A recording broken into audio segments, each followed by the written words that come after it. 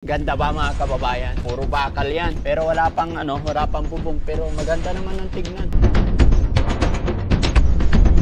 Bahay na pinapagawa natin dito sa labas. Ito naman yung 247 square meter. Ano na siya guys? Almost 1 month na po. Guys, hindi natin pwedeng mapasok pa. Hindi ko alam kung saan ang entrance nito eh. Kayo guys, tignan nyo nga kung saan ang entrance nito. Sa palagay ninyo mga kababayan, saan ang entrance nito? Eh, ang taas nito? Paano tayo papasok nito?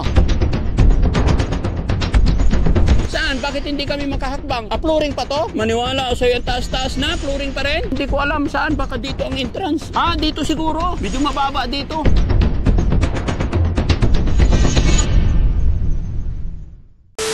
Yun mga kababayan, mga kabarangay, no? Kagagaling ko lang po ng Makati. Umaga po ako umalis doon at ngayon po is alas 11 ng umaga.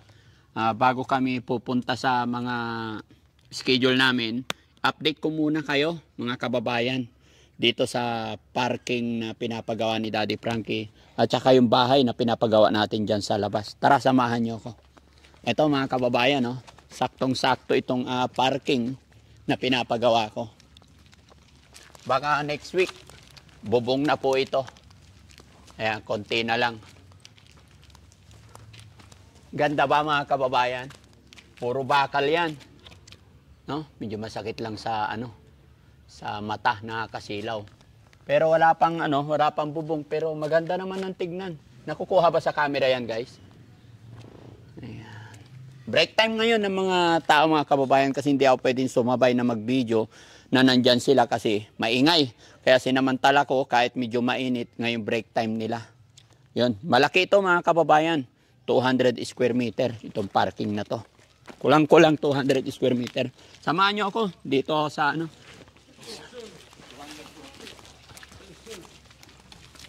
Ito yung bahay na pinapagawa natin dito sa labas. Ito naman yung 247 square meter.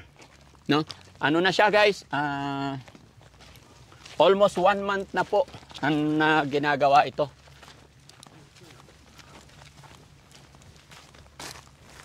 Hello po. Abalahin namin kayo.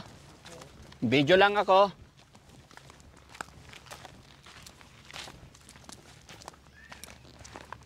Ito, guys, hindi natin pwedeng mapasok pa.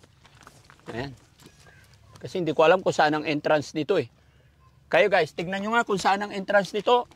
Palagay ko, makukuha nyo. Ikutin natin guys. Dito kaya? Tignan nyo nga kung dito ba entrance. Pasok, pasok. Pasok, pasok. Tignan natin kung saan ang entrance guys. Hindi ko alam kung saan eh. Sa palagay ninyo mga kababayan, saan ang entrance nito? Ha? Eh, ang taas nito? Paano tayo papasok nito? Ha? Tingnan nyo guys, tingnan nyo. Ha? Oh. Pero ikutin natin mga kababayan. Turo nyo sa akin kung saan ang nito. Saan ang entrance nito. No? Kasi biga na to eh. Paikot no mga kababayan. Paikot na biga. Hello. Hello tay. Ikot lang po kami. Ano? Tamang-tama kasi break time. Hinahanap ko kasi yung entrance kung saan. Saan? Bakit hindi kami makahakbang? Kasi flooring pa yan, sir. Flooring. Flooring pa to? Oh, yan. Maniwala o sa'yo ang taas-taas na? Flooring pa rin? Oh, flooring yan, sir. Oh? Eh, hindi ko alam saan. Baka dito ang entrance. Ano ba to?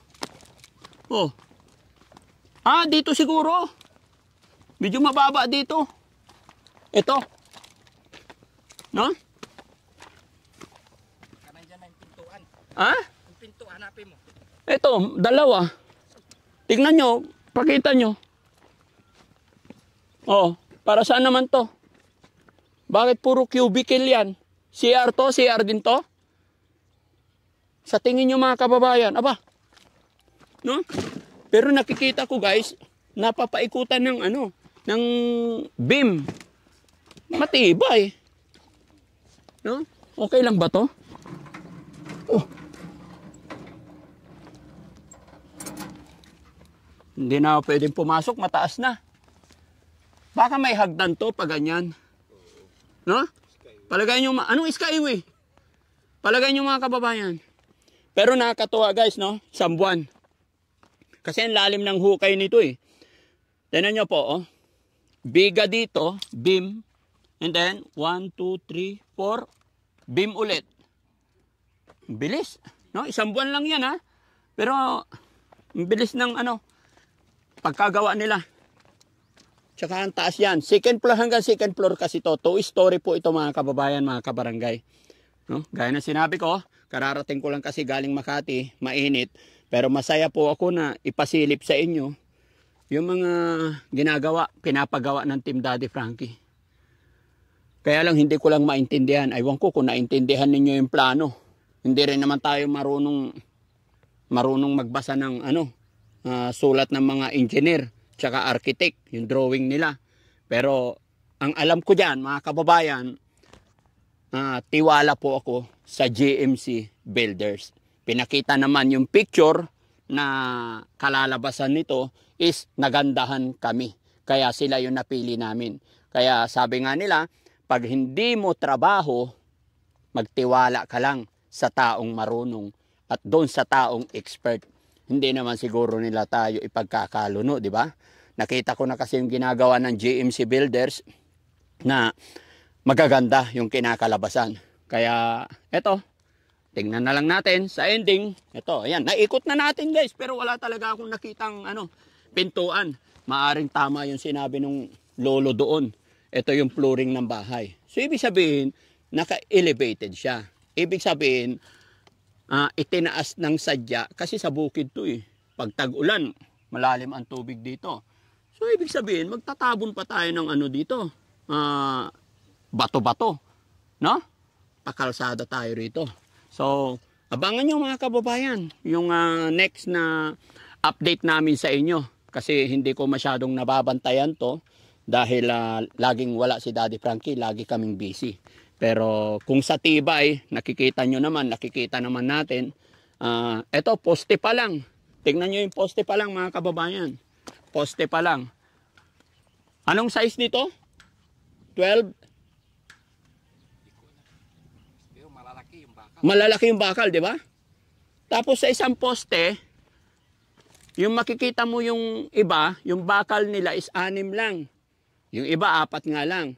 Pero ito 8. Di ba? Kaya matibay talaga. Sana nga maging maayos ang lahat, no? So yan mga kababayan, maraming salamat.